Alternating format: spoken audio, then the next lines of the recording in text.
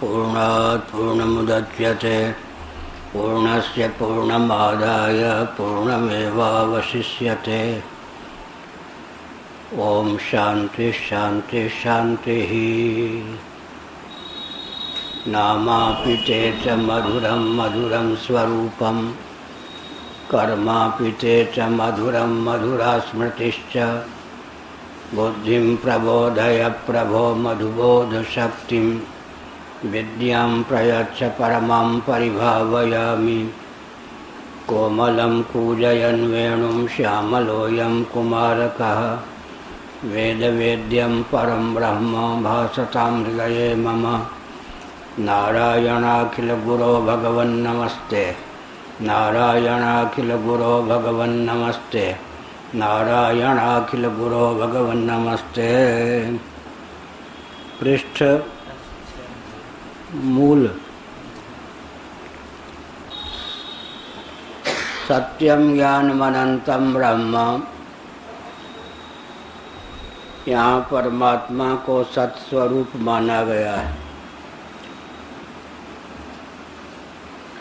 उस सत का समाकर्षण होने के कारण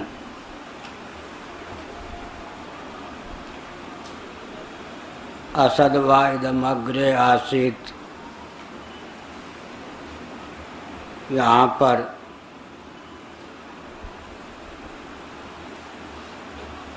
सत शब्द का समाकर्षण होता है क्योंकि इस संदर्भ में तत् सर्वनाम का प्रयोग किया गया है। अतः प्राप्त प्रसंग में समाकर्षण सिद्धांत के बल पर 496 पृष्ठ मूल भाष्य अभावात्मक या भावार्थक असत शब्द का प्रयोग नहीं किया गया है। सत को ही विवक्षावसात प्रकारांतर से असत कहा गया है क्योंकि लौकिक जो व्यक्ति होते हैं वे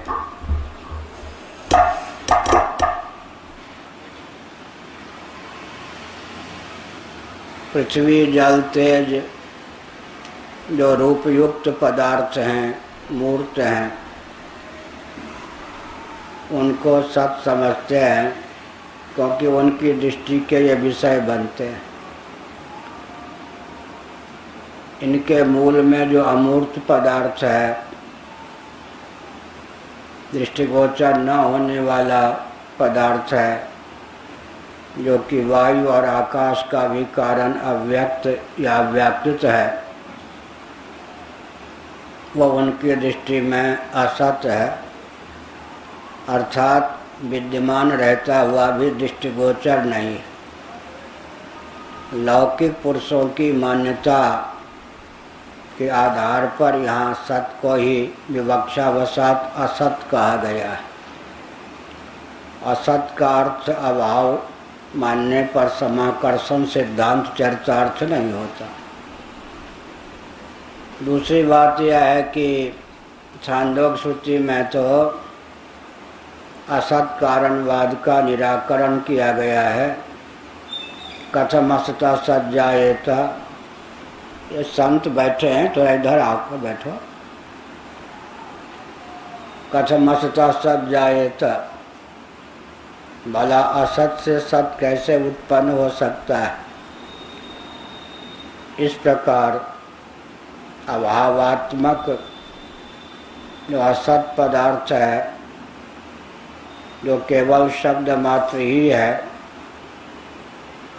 नैरात्म्यवाद शून्यवाद के अनुसार भाव पदार्थ है ही नहीं, उसका तो निराकरण किया श्रुति ने।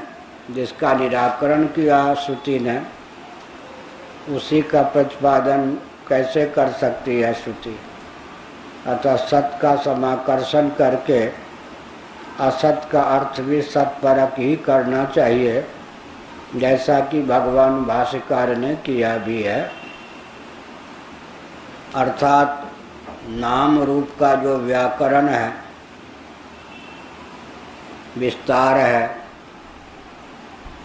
उसके प्रति सामान्य रीति से सामान्य मनुष्यों की सद्बुद्धि बनती है, उसकी अपेक्षा जो अव्यक्तावस्था है, नाम रूप की बीजावस्था है, जो वास्तव में प्रलय में अवशिष्ट रहने योग्य सत्य ही है, उसी के लिए यहाँ असत शब्द का प्रयोग हुआ है। असद्वाइदमग्र आसीत् यत् पुनः कारण विषयम विगानम दर्शितम असद्वाइदमग्र आसीत् इत्यादि तत्परिहर्तव्यम अत्रोच्यते। अब भाष्यकार भगवान ने इस 15वें सूत्र का उत्थानक प्रस्तुत किया। इस सूत्र की आवश्यकता क्यों पड़ी? असत कारण विषयक विज्ञान, कारण विषयक विज्ञान को लेकर उसका परिहार सूत्रकार को अभीष्ट है, जिज्ञासु को भी अभीष्ट है, क्योंकि यह एक आक्षेप किया गया कि तटस्थ लक्षण लक्षित ब्रह्म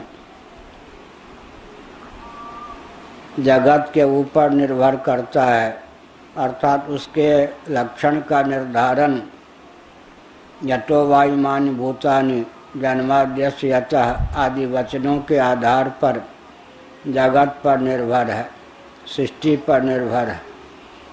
जो कुछ कार्य प्रपंच है उसका उदय स्थान, निलय स्थान, विलय स्थान और उसका सृष्टा जो परमात्मा है, ईक्षण करता वही है। अब जगत को लेकर जब विज्ञान है तो जिसके आधार पर तटस्थ लक्षण लक्षित परमात्मा को प्रतिष्ठित किया गया, वही गड़बड़ा गया। इस शंका का समाधान, आक्षेप का समाधान करते हैं सूत्रकार कि यद्यपि सृष्टि के प्रतिपादन में श्रुतियों का तात्पर्य सन्निहित नहीं है, क्योंकि सृष्टि के विज्ञान से मोक्ष रूप पुरुषार्थ की सिद्धि संभव नहीं है। फलवत के सानिध्य में जो अफलवत होता है वो अंग का काम करता है।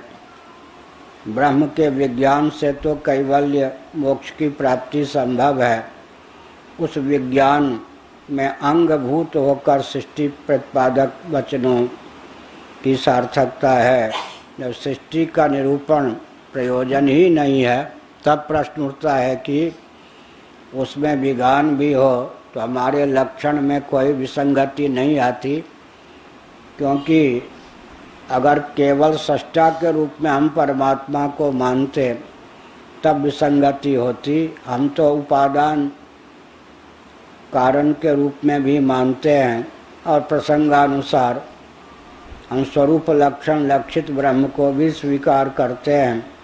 सत्यम ज्ञान अनंतम ब्रह्म विज्ञानम आनंदम ब्रह्म सच्चिदानंद मात्रम कहकर श्रुतियों ने जिसका प्रतिपादन किया है, स्वरूप लक्षण लक्षित जो ब्रह्म है उसमें तो सृष्टि का प्रवेश ही नहीं है, कर्तृत्व भोक्तृत्व ही नहीं है। सृष्टि के आधार पर उसका लक्षण या स्वरूप निर्धारण की अपेक्षा ही नहीं है।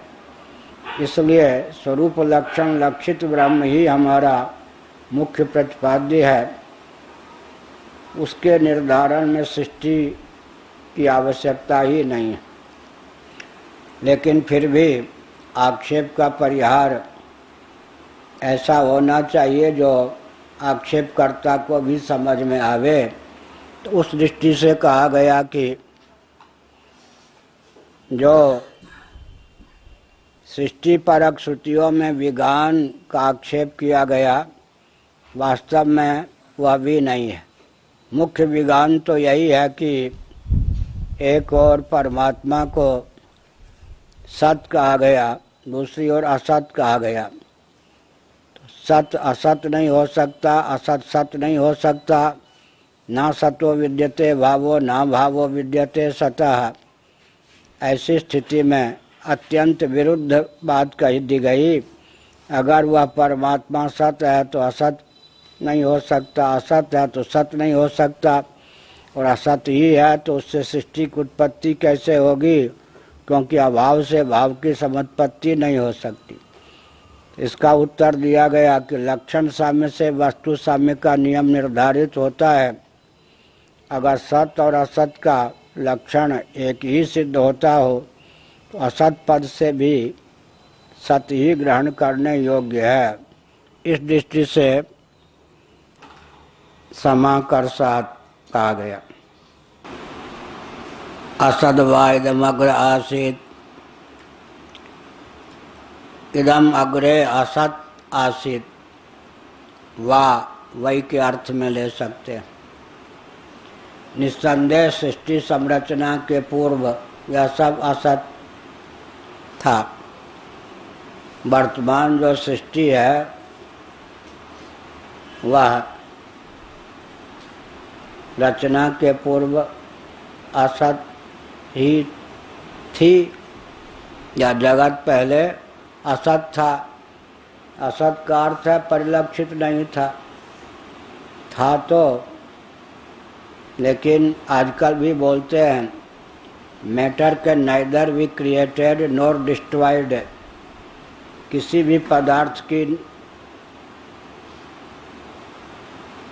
उत्पत्ति अकस्मात नहीं होती, उत्पत्ति के पूर्व भी उसका अस्तित्व विद्यमान रहता है। और किसी भी पदार्थ का नाश निरन्वय नहीं होता, वह कारण भावापत्ति के सिद्धांत के अनुसार शेष रहता है। बौद्धों ने दृष्टांत दिया, कपूर को जलाते हैं कुछ भी शेष नहीं रहता, अतः भाव अभाव में जाकर पर्यवसित होता है। वेदांतियों ने उत्तर दिया कि ऐसा नहीं है। जिस तस्तरी में पात्र में कपूर को रख करके जलाते हैं उसमें काला धब्बा पड़ जाता है, और अगर गैस इत्यादि जलाने से जो सामग्री प्राप्त होती है उसका आकलन किया जाए, संचय किया जाए, तो मालूम पड़ेगा कि कपूर की अवस्था दूसरी हो गई, कपूर का पूर्ण नाश नहीं हुआ। Matter can neither be created nor destroyed. किसी भी पदार्थ की आकस्मिकी रचना नहीं होती, उत्पत्ति के पूर्व भी उसका अस्तित्व विद्यमान रहता है। सत कारणवाद। और किसी भी पदार्थ का निरन्वय नाश नहीं होता। नष्ट हो जाने का अर्थ है कि उसकी सूक्ष्म अवस्था शेष रहती है। जिस स्थूल अवस्था के रूप में वह परिलक्षित थी वह स्थूल अवस्था भले ही दृष्टिगोचर न हो। इस दृष्टि से कहा इति नात्रासा निरात्मकम कारणत्वेन श्राव्यते। यहाँ पर न अत्र असन्निरात्मकम कारणत्वेन श्राव्यते। यहाँ पर असंत का निराकरण, इसका मतलब क्या हुआ कि सत ही था, कैसे समझें। इस श्रुति के अनुसार तो लगता है कि असत था। एक श्रुति सत एक श्रुति असत कहती है, और जिस श्रुति ने पहले सत कहा उसी श्रुति ने आगे असत से सृष्टि की उत्पत्ति का वर्णन किया। अतः असत का अर्थ तो लोक में अभाव ही प्रसिद्ध है। ऐसी स्थिति में श्रुतियों में विज्ञान तो है ही। कहते हैं नहीं, यहाँ असत का अर्थ अभाव नहीं है, अर्थात कार्यात्मक सत की वह पूर्वावस्था या विलयोत्तर उत्तरावस्था जहाँ पर कार्य प्रपंच का अस्तित्व होने पर भी कार्य रूप से उसकी प्रतीति न हो, उसी का नाम यहाँ पर असत है। यतः असन्नेव स भवति असद ब्रह्मेति वेद चेत अस्ति ब्रह्मेति चेद वेद संतमेनम तत्व विदु, यह कहा गया। अब अगर कोई ब्रह्म को असत समझता है तो अपना बंटा ढार कर लेता है, क्योंकि ब्रह्म की आत्मरूपता का प्रतिपादन श्रुतियों को अभीष्ट है। तत्वमसि अहम ब्रह्मास्मि प्रज्ञानम ब्रह्म अयम आत्मा ब्रह्म आदि महावाक्यों के माध्यम से, सोहम आदि महावाक्यों के माध्यम से आत्मा की ब्रह्मरूपता अभीष्ट है। अगर ब्रह्म को असत मान लिया तो आत्मा की असत्ता ही सिद्ध हुई। तो भले ही आत्म तत्व रहे, लेकिन अनर्गल असन मान्यता के कारण वह असत ही हो गया। तो अपने अस्तित्व का विलोप उन्मत्त के अतिरिक्त कौन चाहेगा। और अगर वह ब्रह्म को सत मानता है तो ब्रह्म का क्या बनता, लेकिन उसी का बनता है जब ब्रह्म की आत्मरूपता का प्रतिपादन आचार्य करते हैं, तब अपनी ब्रह्मरूपता को जानकर सदरूप से वह शेष रहता है। तो मान्यता का भी बहुत असर या प्रभाव पड़ता है। अब मन को कोई अणु परिमाण माने तो, मध्यम परिमाण परिमित माने तो, विभु माने तो मन है, वो तो कोई एक ही बात सत्य सिद्ध होगी ना। लेकिन मान्यता के आधार पर सिद्धांत में परिवर्तन हो जाता है। नैयायिक वैशेषिक मन को अणु परिमाण परिमित मानते हैं, तो मनोवृत्ति की कल्पना कैसे कर सकते, मन में द्रवता की कल्पना कैसे कर सकते। वह तो सर्वथा निरवयव है। अणु परिमाण परिमित पदार्थ निरवयव है। एक नैयायिक थे गोपाल कृष्ण मूर्ति, अभी जो श्रृंगेरी के शंकराचार्य हैं, उनको जिन्होंने न्याय पढ़ाया था, नव्य न्याय, वो मेरे पास साल में 2-3 महीना, 4 महीना, 6-6 महीना वृंदावन में रह लेते थे। बहुत चंचल भी थे, क्रोधी भी थे, अहंकारी भी थे, कुछ विक्षिप्त जैसे भी थे। तो एक बार उन्होंने कोई, मैं था वो थे, कुछ नास्तिकता का परिचय दिया तो हमने डांट दिया। उन्होंने कहा कि आपका डांटना उचित नहीं है, आप समझते नहीं कि मैं नैयायिक हूँ। वेदांत भी पढ़ाते थे पर नैयायिक मुख्य थे।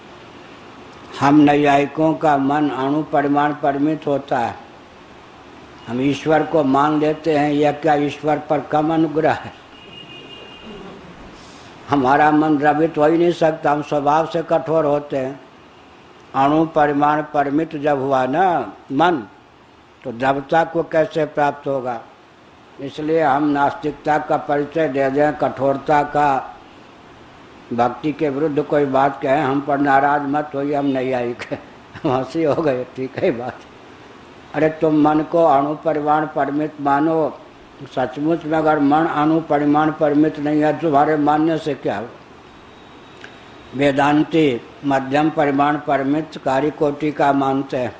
वैशेषिकों का, नैयायिकों के या मन तो कार्यकोटि का पदार्थ नहीं है, अणु परिमाण परिमित है, न भूत है न भौतिक है, स्वतंत्र द्रव्य अणु परिमाण परिमित है।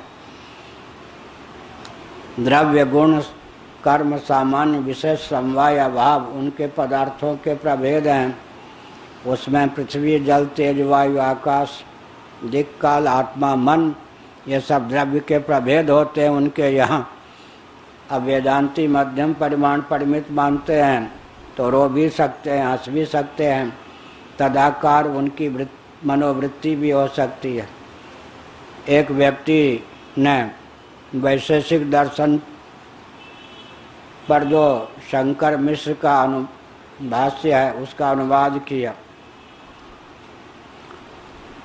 शंकर मिश्र ने वैशेषिक दर्शन के अनुसार 2 योग परक सूत्रों की भी टीका की है, उस पर भी भाष्य किया है। वैशेषिक दर्शन में 2 सूत्र जो हैं वो योग परक हैं। उसका अर्थ उन्होंने किया चित्त वृत्ति का निरोध योग है, अब वो बड़ी विकट समस्या है। जब अणु परिमाण परिमित चित्त है तो उसकी वृत्ति कैसे होगी, उसका परिणाम कैसे होगा? अनुवादक के बोल गए कि वो किस दर्शन का अनुवाद कर रहे हैं। उनके मन में योग दर्शन का सिद्धांत था। और सबसे बड़ी बात है, योग दर्शन के सामने भी बड़ी समस्या है। आजकल योग योग खूब बोलते हैं। 192 सूत्र योग दर्शन में है। 192 सूत्र योग दर्शन में है। व्यायाम का, कुछ भस्त्रिका आदि प्राणायाम का नाम ही योग मान लेते हैं। वो तो योग का अत्यंत बहिरंग स्वरूप है, उसकी भी उपयोगिता है। हम वेदांती तो मध्यम परिमाण परिमित मानते हैं, आपाद मस्तक व्याप्ति मानते हैं। अब जब अणु परिमाण परिमित मन को मानेंगे तो जिस शरीर के जिस क्षेत्र में मन रहेगा वहीं पर वेदना स्पर्श आदि की अनुभूति होगी। और आपाद मस्तक व्याप्त मध्यम परिमाण परिमित मानेंगे तो यहाँ से भी स्पर्श आदि का अनुभव हो सकता है। लेकिन सबसे बड़ी समस्या सांख्यों योगियों के सामने है।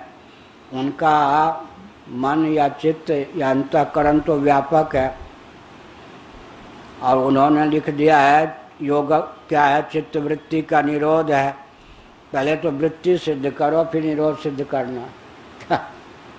ऐसी समस्या है कि भामतीकार ये सब की भी कलम थोड़ी देर के लिए बड़ी संकट में फंस गई।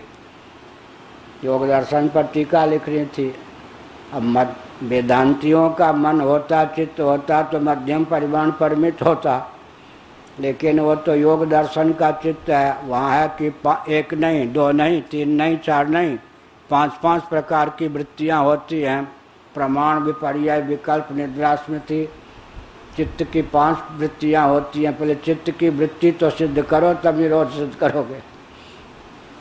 अणु परिमाण परिमित जो मन है नैयायिक वैशेषिकों की दृष्टि में उसकी वृत्ति होगी तो कैसी होगी? और जो विभु मन है आकाश के समान उसकी वृत्ति होगी तो कैसी होगी? तब फिर जैसे विभु आत्मा सांख्यवादी योगी ये सब मानते हैं, लेकिन स्वरूप से अनेक मानते हैं, तो अवच्छेदक भेद से अनेकता की प्राप्ति स्वरूप से हो जाती है।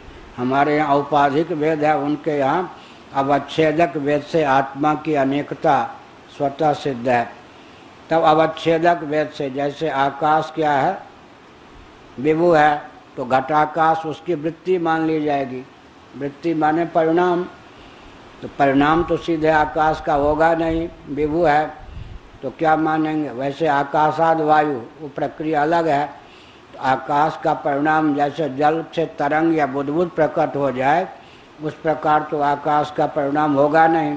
तो चित्त को जब विभु मान लिया तो उसकी वृत्ति कैसे बनेगी? अवच्छेद मात्र से वृत्ति का उपचार हो जाएगा। इस प्रकार से विभु जो चित्त है उसकी वृत्तियाँ भी बनती हैं। यहाँ चित्त वृत्ति का विषय नहीं है। मैंने उदाहरण दिया कि आप चित्त को अणु परिमाण परिमित मानो तो, विभु मानो तो, मध्यम परिमाण परिमित मानो तो आपकी मान्यता आपके साथ है। सचमुच में चित्त क्या है ये अलग चीज़ है। इसी प्रकार आत्मा को कोई असत मान ले तो आत्म तत्व असत थोड़े हो जाता है, लेकिन मान्यता का असर पड़ता है। नैयायिक स्वभाव से कठोर होते हैं क्योंकि उनकी मान्यता होती है कि मन अणु परिमाण परिमित है तो द्रवावस्था को प्राप्त नहीं हो सकता। हर्ष विषाद आदि को क्या प्राप्त होगा? वृत्ति शून्य रहेगा। तो स्वभाव से उस मान्यता के कारण नैयायिक कठोर होते हैं, कठोर हृदय के होते हैं। उनकी मान्यता उनको निष्ठुर बना देती है, नास्तिक प्राय बना देती है। नास्तिक नहीं, नास्तिक प्राय। इसी प्रकार यह कहा कि हम आत्मा को या ब्रह्म को असत माने, हमारे मानने से क्या होता है? क्या हमारी मान्यता क्या करेगी? वस्तु जैसी है वैसी रहेगी, लेकिन हमारी मान्यता हमको तो सुख या दुख देगी। जब हम ब्रह्म को असत मानते हैं, ब्रह्म की आत्मरूपता का प्रतिपादन भी श्रुति करती है, तो ब्रह्म को असत मानने का अर्थ होता है स्वयं असत हो जाना। क्या जो नास्तिक है, ईश्वर को नहीं मानता है, उसको हानि क्या होती है, आत्मा को भी वो फिर अंत में मानने के लिए कैसे तत्पर होगा। तो ब्रह्म, हाँ, कोई ईश्वर को मानेंगे नहीं तो उसका प्रभाव किस पर होगा। मान्यता के कारण दुख तो हमको मिलेगा ना। और ब्रह्म को हमने असत मान लिया, और ब्रह्म की आत्मरूपता का जब वर्णन होगा तो असत रूपता किस पे आके बजरेगी। दो पहलवान बैठे थे, दिल्ली की घटना है, दस स्वामी बताते, और दोनों लड़ते रहते थे और माँ बहन की गाली देते थे। माता कहती भले आदमी तुम एक दूसरे को माँ बहन की गाली देते हो, गाली किसको लगती है, मुझे लगती या नहीं, तुम इतने शैतान हो, बदमाश हो। तो जैसे कोई माँ की गाली दे भाई को तो गाली किसको लगेगी, उसी पे जाएगी या नहीं। माँ को गाली देगा तो गाली किसको लगेगी। एक भाई को माँ बहन की गाली देगा तो माँ पर जो गई गाली वो बजर के किस पे आएगी, उसी पे आएगी। इसी प्रकार से ब्रह्म को अगर हमने असत मान लिया और जब उसकी आत्मरूपता का वर्णन होगा तो वो असत मान्यता किस पे जाके बजरेगी, अपने ऊपर, तो असत ही हो जाए। आत्मा असत भले ही ना हो, ब्रह्म असत भले ही ना हो, लेकिन मान्यता तो असत बना देगी।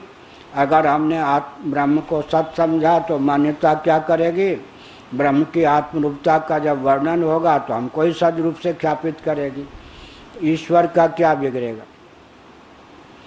हमने सोचा दिल्ली में कि एक बार बड़े भाई डांट देते, हमारा व्यवहार ही ऐसा नहीं था कोई हमको डांटे।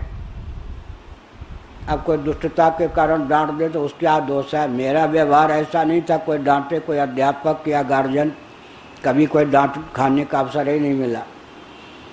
लेकिन मन में था कि बड़े भाई हैं, 20-25 साल शायद मुझसे बड़े हैं, एक बार डांट देते तो अच्छा था। झूठ बोलता नहीं था। तो उन्होंने कहा कि सूर्य भगवान को जल देते हो, तो मैं तो 1000 गायत्री रोज जपता था, 1000 गायत्री रोज जपता था विद्यार्थी जीवन से। भगवान सूर्य को जल देता ही था, तो मैं ये कैसे बोलता कि जल नहीं देता हूँ। मैंने सोचा डांट खानी चाहिए, तो मैंने क्या कहा मालूम है, सूर्य भगवान कोई प्यासे मर जाएंगे अगर मैं जल नहीं दूंगा। उन्होंने कहा अच्छा अब दिल्ली का पानी लग गया। अरे नास्तिक श्रवण, हमको डांट खानी थी, वैसे डांट तो खाता नहीं, व्यवहार ही ऐसा नहीं था कोई डांट दे। तो उन्होंने कहा तू नास्तिक श्रवण हो गया, दिल्ली का पानी लग गया, अरे सूर्य पे अनुग्रह मत कर, सूर्य से ही तुमको भी जल मिलता है, तू सूर्य को जल क्या देगा, जल देगा तो सूर्य प्यास से मुक्त होंगे, नहीं देगा तो प्यासे रह जाएंगे, ऐसा नहीं। सविता गोभी रसम मुंगते, भगवान सूर्य ही क्या करते हैं, जलाशय आदि को जल को लेकर वर्षा देते हैं। जिस सूर्य के अनुग्रह से हमको तुमको जल मिलता है उनके प्रति कृतज्ञता व्यक्त करने के लिए जल दे। तुम जल नहीं दोगे तो प्यासे मर जाएंगे, ऐसी नास्तिकता मत पाल। तो मैंने कहा कि मैं तो 1000 गायत्री रोज जपता हूँ, भगवान सूर्य को जल देता हूँ, 2 बार तो संध्या वंदन करता ही हूँ। तो उन्होंने कहा फिर मुझसे डांट क्यों खलवाई। तो मैंने कहा डांट खाने की इच्छा थी इसलिए, कभी डांट पड़ती नहीं थी, हमने सोचा जीवन में स्मरण रहे कि एक बार डांट पड़ी। इसका अर्थ क्या हुआ, सूर्य भगवान को कोई जल नहीं देता है तो वो जल न देने का जो प्रभाव है किस पे पड़ेगा, उसी पे पड़ेगा। इसी प्रकार यहाँ कहा अगर ब्रह्म को असत मान लोगे तो स्वयं असत हो जाओगे।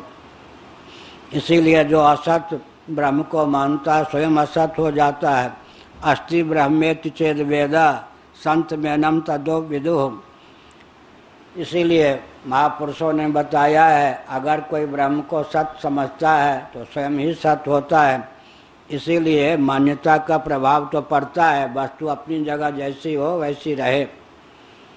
इत्यसद्वादापना असद्वादापवादेन अस्तित्व लक्षणं ब्रह्मा अन्नमयादि कोश परंपरया प्रत्यगात्मानं निर्धार्य शोकामयत इति तमेव प्रकृतं समाकृष्य सप्रपंचां सृष्टिं तस्माच्छावयित्वा तत्सत्यम् इत्याचक्षते इति चोपसंहृत्य तदप्येष श्लोको भवति इति तस्मिन्ने प्रकृतेर्थे श्लोकम इमम् उदाहरति। अभी तो पूर्ण विराम नहीं आया है।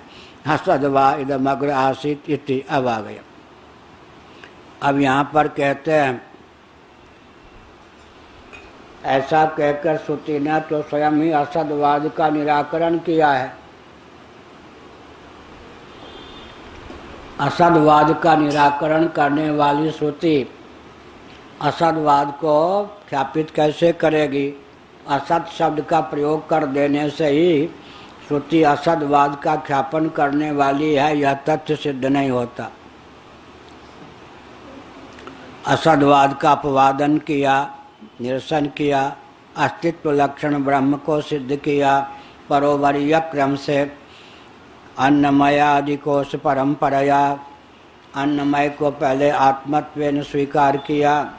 बाह्य जो पदार्थ हैं उनकी अपेक्षा प्रत्यक्ष होने के कारण बाह्य वस्तुओं के अनात्मत्व के निश्चय में तात्पर्य हुआ। फिर अन्नमय के अनात्मा कह के प्राणमय की आत्मरूपता को ख्यापित किया तैत्रीय ने। फिर प्राणमय के अनात्मत्व का ख्यापन करके मनोमय की आत्मरूपता को ख्यापित किया। फिर मनोमय की अनात्मरूपता को ख्यापित करके विज्ञानमय की आत्मरूपता को ख्यापित किया। फिर विज्ञानमय की अनात्मता का उपदेश दे करके आनंदमय की आत्मरूपता को ख्यापित किया। फिर ब्रह्मपुच्छम प्रतिष्ठा कहकर अधिष्ठानात्मक आश्रय रूप ब्रह्म को आत्मा समझा। आनंदमय कोश को भी अनात्मा सिद्ध किया। इस प्रकार ब्रह्मपुच्छम प्रतिष्ठा कहकर सबकी प्रतिष्ठा अन्नमय, प्राणमय, मनोमय, विज्ञानमय, फलात्मक, बीजात्मक, आनंदमय कोश की प्रतिष्ठा जो है वह ब्रह्म असत नहीं हो सकता, सत ही हो सकता है। जैसे अन्नमय कोश के अनात्मत्व का निराकरण करने पर अन्नमय कोश असत नहीं हो जाता। प्राणमय कोश के आत्मत्व का निराकरण करने पर प्राणमय कोश असत नहीं हो जाता। मनोमय कोश के आत्मत्व का निराकरण करने पर मनोमय कोश ये असत नहीं हो जाता।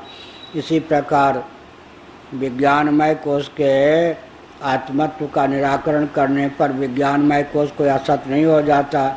इसी प्रकार आनंदमय कोश के आत्मत्व का निराकरण करने पर आनंदमय कोश कोई असत नहीं हो जाता। इसी प्रकार से अंत में ये सब असत नहीं हो सकते, तो इन सब का अधिष्ठानात्मक उपादान जो ब्रह्म तत्व है, इन सब का मूल है, वही कैसे असत हो सकता है? जबकि इन सब की आत्मरूपता औपचारिक है और ब्रह्म की आत्मरूपता स्वतः सिद्ध है। तो जिनको अनात्मा सिद्ध किया वो भी अभावात्मक असत नहीं सिद्ध होते। फिर जिसकी आत्मरूपता के वर्णन के लिए पंचकोशों का वर्णन श्रुति ने किया, उसकी अनात्मता कैसे सिद्ध हो सकती है, अभाव रूपता कैसे सिद्ध हो सकती है?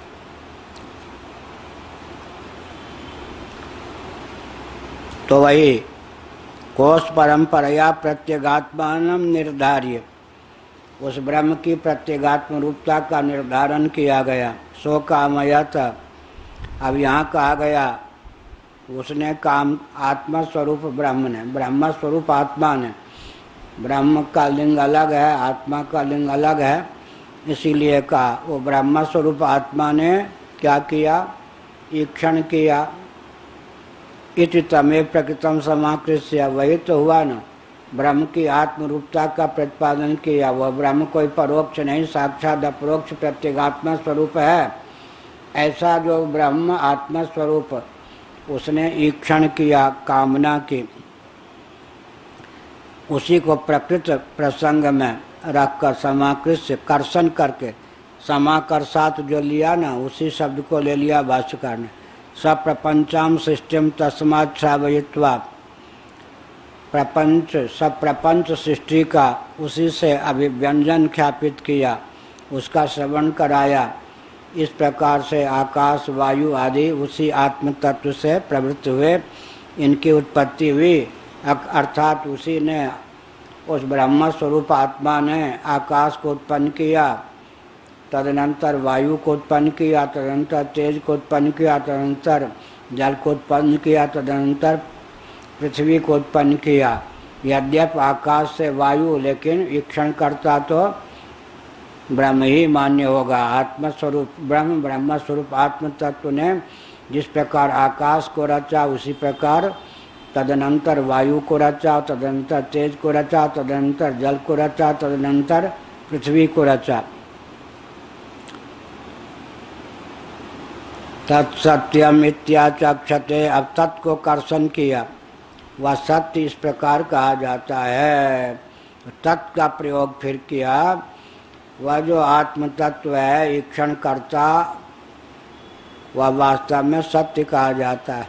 सत्यम ज्ञान अनंतम ब्रह्म से लेकर कर्षण करके आत्मा पर, उस ब्रह्म की सद्रूपता का वर्णन करके आत्मा की सद्रूपता पर विराम दिया। इति च उपसंहृत्य, इस प्रकार उपसंहार करके तदशेष श्लोको भवति, इस संबंध में यह श्लोक है, माने मंत्र है। इति तस्मिन् प्रकृतेर्थे श्लोकम इमम उदाहरति, उसी संदर्भ में तदप्येष, तत् का कर्षण किया या नहीं, तो सत के लिए तत् का कर्षण करके फिर असदेव, हाँ तब फिर क्या कहा, असद वायदमग्र आसित, असत ही अग्रे माने सृष्टि रचना के पूर्व था। तब यहाँ असत जो है अभावार्थक कैसे हो जाएगा। तत् ने तो उस सत को कर्षण कर गए, उसी को प्रकारांतर से असत शब्द से कहा, जिसका वर्णन अब तक सत रूप में किया गया, सद रूप में, उसी का वर्णन असद रूप में कर दिया गया। सत असत नहीं, असत सत नहीं, लेकिन विवक्षा वसात सत के लिए भी असत शब्द का प्रयोग लौकिक दृष्टि से संभव है। साधक की दृष्टि, जिसको उपदेश देना है, उसकी दृष्टि से सत के लिए असत शब्द का प्रयोग हो सकता है। यदि तो असन्निरात्मकम् अस्मिन् श्लोके अभिप्रेयेत, ततो अन्य समाकर्षणे अन्यस्माद् उदाहरणात् संबंधम वाक्यम आपद्येत। यदि यहाँ पर असन का असत, तो असन निरात्मकम अस्मिन् श्लोके अभिप्रेयेत, सत का निराकरण, असत को अभावात्मक सिद्ध करना, सत के विपरीत असत शब्द का प्रयोग करके उसको अभावात्मक या निरात्मक उसको सिद्ध करना अभीष्ट हो, तब तो प्रसंग गड़बड़ हो जाएगा ना। इसीलिए तत् शब्द का जो कर्षण किया गया वो तो व्यर्थ जाएगा। ततो अन्य समाकर्षणे अन्यस्मा, अन्य का समाकर्षण किया, अन्य को उदाहरण के रूप में प्रस्तुत किया, तो असंबद्ध अनर्गल प्रलाप हो गया ना, तो वाक्य में यह दोष की प्राप्ति होगी। सत की समाख्या, सत का चित्रण प्रसंग करके तत्शब्द का कर्षण किया, तत्सत्यम इति आचक्षते, फिर उसी को असत के रूप में ख्यापित किया, वह असत अभावात्मक होगा तो दोनों वचनों में संगति नहीं सधेगी। अतः तत् के समाकर्षण के बल पर असत की सद्रूपता ही सिद्ध होती है। तत्का कि विपरीतार्थक शब्द का प्रयोग है क्यों किया, उस साधक की सहिष्णुता की दृष्टि से, साधक की अपेक्षा की दृष्टि से, उपदेश प्रणाली की दृष्टि से, न कि अभावार्थक या भावात्मक असत को मानकर। तस्मान् नाम रूप व्याकृत वस्तु विषय प्रायण सत्शब्द प्रसिद्ध इति। जबकि बात ऐसी है, इसलिए लौकिकी प्रसिद्धि कैसी है, नाम रूप व्याकृत वस्तु विषय प्रायण सत्शब्द प्रसिद्ध। लौकिकों की दृष्टि में नाम रूप का जो व्याकृत स्वरूप, व्याकरण का अर्थ होता है विस्तार, तो नाम रूप के रूप में विस्तृत नाम अभिधान और अविधेय प्रपंच के रूप में जो विस्तृत है, जो परिलक्षित है, शब्द का ग्रहण श्रोतेंद्रिय के द्वारा होता है, और जल तेज पृथ्वी ये जो है मूर्त, इनमें रूप प्रतिष्ठित है, तो नेत्रों के द्वारा इनका दर्शन होता है, तन्निष्ठ रूप का दर्शन होता है। तो घट का ग्रहण और घटगत रूप का ग्रहण दोनों नेत्र के द्वारा नैयायिक वैशेषिक भी मान लेते हैं। यह कहा लोक में प्रायः सत शब्द का प्रयोग मूर्त पदार्थ के लिए होता है, तो उसके विपरीत जो अमूर्त कोटि का पदार्थ है, बल्कि वायु ही नहीं आकाश का भी कारण है, वह अभावात्मक न होने पर भी मूर्त से विलक्षण उनकी बीजावस्था मूलावस्था के रूप में सन्निहित है। यह श्रुति का तात्पर्य है। तो लोक दृष्टि से सत को असत मान करके यह कहा गया, क्योंकि लोक में निर्विशेष के प्रति भाव यही बनता है, सविशेष के प्रति आकर्षण होता है। निर्विशेष सविशेष की बीजावस्था का नाम है यह अभिप्राय। तद्व्याकरणाभावापेक्षया प्रागुत्पत्तेः, तद्व्या के आगे हाइफन देंगे ताकि करणाभावापेक्षया के साथ तालमेल बैठ जाए। डैश छोटा सा। तद व्याकरणाभावापेक्षया प्रागुत्पत्ति है, उसके व्याकरण की अपेक्षा से, व्याकरण माने विस्तार, अव्यक्तावस्था को प्राप्त जो सत्य है उसी का नाम असत्य है। उसके व्याकरण माने नाम रूप के रूप में विस्तार की भावना से प्राग उत्पत्ति है, उत्पत्ति के पूर्व सदैव ब्रह्म असदवासी उपचार्य थे, वह सद ब्रह्म ही असद व आसित कहकर कहा गया। उपचार्यते का अर्थ है, यह मुख्य प्रयोग नहीं है, गौणार्थक है, गौण प्रयोग है, भागतक प्रयोग है। ये सैव असदेवेदमग्र आसीत इत्यत्रापि योजना तत् सदासीत इति समाकर्षणात्। ये आप कहते हैं असदेवेदम अग्रे आसीत, नाम रूपात्मक प्रपंच अग्रे माने सृष्टि रचना के पूर्व असत ही था। यहाँ भी इसी प्रकार योजना कर लेनी चाहिए। ये छांदोग, ये तो तैतरीय का प्रसंग चल रहा था, छांदोग 3:19-1 का प्रकरण भी है, वहाँ पर भी, यहाँ भी विचित्र बात है। सदैव सौम्यदमग्रासित एकमेवा द्वितीयम, छठे अध्याय में सत कहा गया, तीसरे 3:19-1 में उसी को असत कह दिया गया पहले। तो वहाँ भी असत पद का जो प्रयोग किया गया है अव्यक्त के अर्थ में, अभावार्थक नहीं है। तो लगे हाथ भगवान शंकराचार्य जी ने क्या किया, छांदोग श्रुति को लेकर भी किसी के मस्तिष्क में अगर यह हो कि वहाँ भी असत से सृष्टि की उत्पत्ति का वर्णन है, उसका भी निराकरण कर दिया कि समान वाचो युक्ति से वहाँ भी असत पद का प्रयोग अव्याकृत अव्यक्त या सत के अर्थ में ही हुआ है।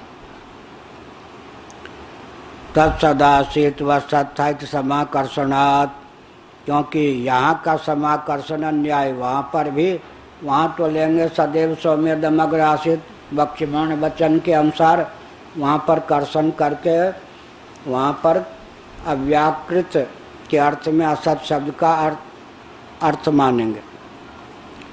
अत्यंता भावाभिपगम्य ही तत्सदासित इति किम समाकृष्येत। अगर अत्यंता भाव रूप ही असत को माना गया तब तो तत्सदासित में किसका कर्षण होगा, समाकर्षण न्याय ही गड़बड़ा जाएगा।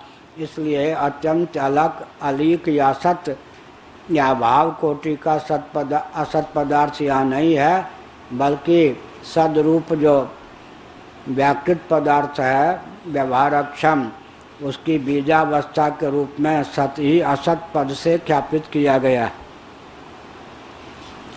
तद्धैकाहु असदेवेदमग्र आसीत् इत्यत्रापि न श्रुत्यंतराभिप्रायेण अयमेकीय मतोपन्यास। एकीय मत, एकीय मत माने एक देशीय मत, एकीय का ही दूसरा रूप है एक देशी, एकीय मत। बहुत अच्छा, एकीय किसी का कहना है, एक देशी मत है। अब कहते हैं जो छठे अध्याय में कहा गया, कुछ महान भावों का, तंत्र के जानने वालों का यह कहना है कि अग्रे महाप्रलय की दशा में असत ही था, तो श्रुत्यंतर के अभिप्राय से मैं वास्तव में यहाँ पर असत अभावात्मक है, लेकिन एक देशी मत का निराकरण श्रुति ने स्वयं कर दिया है। कथम असत सज्जायत, मंदमति परिकल्पित से असत पक्ष से उपन्यास निराशा थी।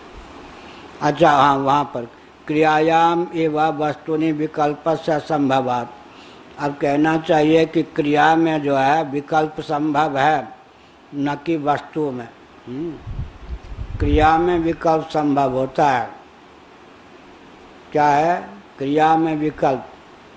आप चलना चाहें तो पैदल चल सकते हैं, साइकिल से चल सकते हैं, रिक्शा से चल सकते हैं, चलें चलें न चलें। यहाँ पर क्रिया में विकल्प होता है, वस्तु तो वस्तु ही है, वहाँ कोई विकल्प की बात नहीं है। घट घट ही है, पट पट ही है, ऐसा। क्रिया में विकल्प है तो सत सत ही होगा, असत असत ही होगा। ना सत्व विद्यते भावो ना भावो विद्यते सतः। जहाँ अभावार्थक सत है, अभावार्थक असत पद का प्रयोग किया गया है, वहाँ श्रुति ने स्वयं उसका निराकरण कर दिया है। और जहाँ भावात्मक सत का प्रयोग किया गया, कालांतर में उसी को असत कहा गया, वहाँ पर तत् का समाकर्षण करके असत पद का प्रयोग जिसके लिए किया गया वह सत ही है, अभावार्थक नहीं है, अभावात्मक नहीं है। श्रुति का यह पक्ष है, क्योंकि क्रिया को लेकर विकल्प संभव होने पर भी वस्तुनि विकल्प से असंभवात, वस्तु में विकल्प की सिद्धि नहीं होती। तस्मात् श्रुति परिगृहीत सत पक्ष दार्ढ्यायैवायं मंदमति परिकल्पित असत पक्ष से उपन्यास निराशा इति द्रष्टव्य। श्रुति परिगृहित जो सत पक्ष है, माने सत्कारणवाद है, उसकी दृढ़ता में ही प्रकरण का तात्पर्य है। फिर असत पद का प्रयोग ही क्यों किया श्रुति ने? तो मंदमति जो हैं, जो कि व्याकृत नाम रूपात्मक प्रपंच को ही सत मानने वाले हैं, उनकी दृष्टि में तुम जिसको असत कहते हो, तुम जिसको सत कहते हो, यह सत उस समय इस रूप में नहीं था, अर्थात अपने बीजात्मक स्वरूप में था। तो मंदमति को समझाने के लिए यह, जैसे मिट्टी के पिंड ढेर राशि रखी हो, पिंड रखा हो, कुम्हार अपने दरवाजे के पास मिट्टी की ढेर रखे, पड़ोसी बच्चे और इधर उधर के बच्चे आके मिट्टी के साथ खेलने लगे, फिर थक थका के घर जाकर खा पी के सो जाएं, दूसरे दिन फिर खेलने आवे तो यूँ झाँके, क्या मिट्टी की ढेर नहीं, खिलौना कहाँ चला गया, मिट्टी की राशि दिखती नहीं, टीला दिखता नहीं, किसके साथ खेलें? कुम्हार पुचकारता हुआ कहे, अरे बच्चे या ये बच्चों, ये जो घट कुल्लर सकोरे आदि देख रहे हो, इस समय जो इनका दर्शन कर रहे हो, ये सब कल वही मिट्टी की राशि थे, मिट्टी के ढेर ही समझो। तो इस समय क्या ये सत्य हो गए उनकी दृष्टि से, लेकिन नाम रूप का व्याकरण हो गया घट आदि के रूप में। और कल जो मिट्टी को देखा था उसमें घटादि के रूप में नाम रूप का व्याकरण नहीं हुआ था। इस प्रकार से समझना चाहिए। इस समय जो लौकिक दृष्टि है, जगत हमारे सामने है, इसका मूल हमारे सामने नहीं है, तो जगत को देख करके इसके मूलावस्था की कल्पना करके उसको असत पद से कह दिया मंद बुद्धि को समझाने के लिए। एतावता यह सिद्ध नहीं हुआ कि वो असत या भावात्मक ही है, बल्कि सत का समाकर्षण करके उसकी असत के द्वारा अभिव्यक्ति उसके निरूपण होने पर भी सत्पदवाची ही वह सिद्ध होता है। तदेदम तरी अव्याकृत मासिक बृहदारण्यक उपनिषद को भी कहते हैं। अब यह कोई छांदोग श्रुति की नई चाल हो, ऐसी बात नहीं।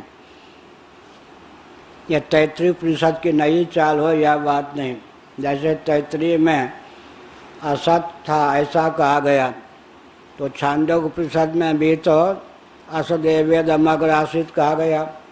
श्रुतियों की यह शैली है।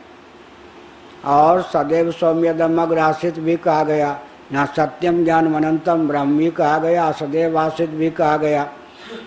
तो ऐसे ही कहते हैं। बृहदारण्यक में ले लीजिए, तदेदम तरी अव्याकृतम आसित, इसको जहाँ असत कहा गया उस असत के अर्थ में ही अव्याकृत शब्द का प्रयोग कर दिया गया बृहदारण्यक में। तो इसका अर्थ क्या हुआ? जो असत कहा गया वह अव्याकृत है, तत्वता वही सत है। सत असत अव्याकृत की एक रूपता हो गई। किसी भी ढंग से स्वपक्ष में, अपने पक्ष में, सिद्धांत पक्ष में जो असत का प्रयोग किया गया वह भावात्मक नहीं है। जहाँ असत का निराकरण श्रुति ने किया छांदोग में, वहीं पर बौद्धों को मान्य असत कहा गया है, जो कि अभावात्मक है। स्वपक्ष में असत अव्याकृत के अर्थ में प्रयुक्त हुआ है, उसी का एक नाम सत भी है। सत कहें तो अव्याकृत कहें तो, अव्याकृत के लिए असत शब्द का प्रयोग करें तो विपरीतार्थक असत शब्द का प्रयोग करने पर भी अर्थ में कोई अंतर नहीं पड़ता। इत्यत्रापि न निरध्यक्षस्य जगतो व्याकरणम, अध्यक्ष के बिना ही जगत का व्याकरण माने विस्तार हो गया, ऐसा नहीं कह सकते। मयाध्यक्षेण प्रकृति श्रूयते सचराचरम, भगवान की अध्यक्षता तो चाहिए। निरध्यक्षस्य, बिना अध्यक्ष के ही जगत का व्याकरण, बिना सष्टा के ही जगत का व्याकरण हो गया, विस्तार हो गया, नाम रूप की स्फूर्ति हो गई, ऐसा नहीं कह सकते। या सत ने ही सत का रूप धारण कर लिया, ऐसा नहीं कह सकते। स एव यह प्रविष्ट आनखाग्रेभ्यः, इतना ही नहीं, वो सष्टा जो है जिसकी सृष्टि की तेज वायु आदि की, या वायु तेज इत्यादि की, या तेज जल पृथ्वी की, उदाहरण से लेंगे आकाश आदि की सृष्टि की, और जो विराट स्वरूप है हमारा आपका शरीर भी है, उसमें नखाग्र तक वही व्याप्त है। सष्टा की व्याप्ति भी परिलक्षित है, क्योंकि वह उपादान कारण भी है, विभु भी है। तो सष्टा ने ईक्षण के द्वारा रचा, और फिर उसकी शरीर में नखाग्र, सिर से लेकर पांव तक, नखाग्र तक व्याप्ति का भी वर्णन किया गया है। तो व्याप्ति का जब वर्णन किया गया तो उसकी असत्ता कैसे सिद्ध होगी, वह भाव रूप कैसे सिद्ध होगा। इति अध्यक्षस्य व्याकृत कार्यानुप्रवेशित्वेन समाकर्षात्, माने व्याकृत कार्य वह व्याकृत था, लेकिन कार्य का जब व्याकरण हो गया, कार्य व्याकृत हो गया, विस्तृत हो गया, व्याकरण भाव को प्राप्त हो गया, तब उसमें क्या है, वो सन्निहित भी हो गया। वह अध्यक्ष जो सष्टा था, जिसको असत या व्याकृत कहा गया, उसने नाम रूपात्मक व्याकरण के माध्यम से जगत की संरचना की। और व्याकृत माने नाम रूपता को प्राप्त जो कार्य प्रपंच, उसमें प्रवेश हो करके स्थित भी हो गया। तो प्रवेश तो असत का नहीं हो सकता ना।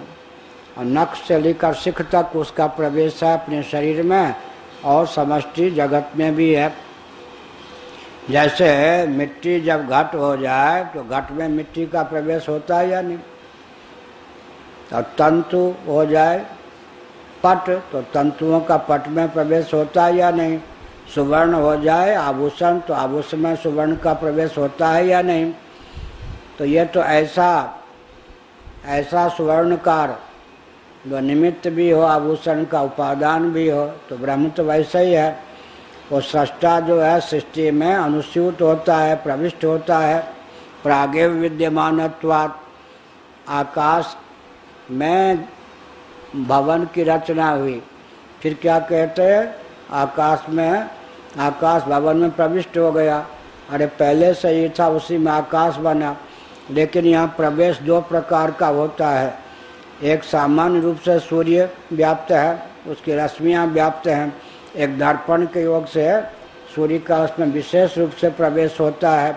तो सामान्य रूप से तो चित्त सामान्य व्यापक है ही, अंतःकरण आदि के योग से विशेष रूप से भी वो प्रविष्ट हो जाता है, माने उसकी अभिव्यक्ति हो जाती। ओम पूर्णमदः पूर्णमिदं पूर्णात् पूर्णमुदच्यते पूर्णस्य पूर्णमादाय पूर्णमेवावशिष्यते। ओम शांति शांति शांति।